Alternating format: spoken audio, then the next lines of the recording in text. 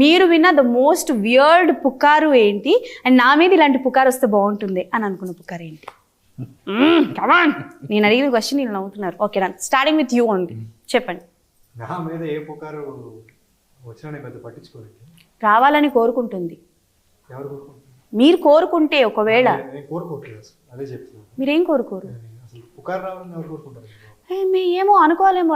రాత్రి నేను బాలేబాబు గారితో సినిమా తీస్తున్నాను యాజ్ అన్ యాంటాగనిస్ట్. ఈ పుకారు మంచిదే కదండి. నేను చెప్తే మీరు చెప్పడం కాదు, మీరు ఒకటి చెప్పండి. అది పుకారు కాదు, నిజమైతే బాగుంటుంది. ఓహో, మీరు అలా వచ్చారా? సరే, నేను ఇంకెక్కడ కాపీ ఆయన దగ్గరికి వెళ్ళాలి. సో ఎస్, మీరు చెప్పండి, ఎలాంటి పుకారు రావాలని కోరుకుంటున్నారు? అండ్ మీరు ఇప్పటి వరకు విన్న పుకారులో which one is weirdest one? నేను విన్నది ఒక్కటని కాదండి, చాలా విన్నాను. చాలా వినడం వల్లే ఈ సినిమా చేయాల్సి వచ్చింది. చాలా పుకార్లు. నాకు పవన్ కళ్యాణ్ గారు చాలా ఇష్టం. ఆయన మీద కొన్ని మాటలు విన్నప్పుడు చాలా బాధ అనిపించింది నాకు.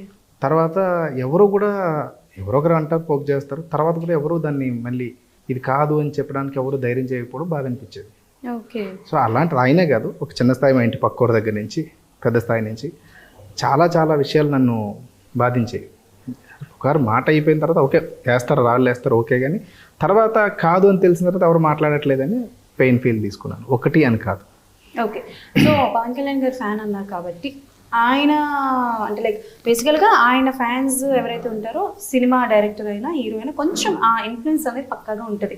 సో ఈ సినిమాలో మిస్టర్ సెలబ్రిటీ సినిమాలో ఎంతవరకు ఏమైనా ఉంటాయా కొన్ని పాయింట్స్ కానీ, కొన్ని అంటే లైక్ పవన్ కళ్యాణ్ గారి హావభావాలు ఏమైనా కనిపించేవి అని ఉంటాయా? ఫ్యానిజం అంటే ఫ్యాన్ బాయ్ లాగా ఆయన ఇమిటేటే కాదండి, అదే ఆయన మాకు జనరల్గా మేము అభిమానించే వ్యక్తులుగా మా అభిమానులు కూడా ఆయన సిద్ధాంతాలు కొన్ని ఫాలో చేస్తూ ఉంటాం. స్ట్రైట్ ఫార్వర్డ్, నిజాయితీగా ఉండడం. అది ఏదైనా సరే నువ్వు స్ట్రైట్గా మాట్లాడాను. నేను అలాగే స్ట్రైట్గానే చెప్పాను ఈ సినిమాలో.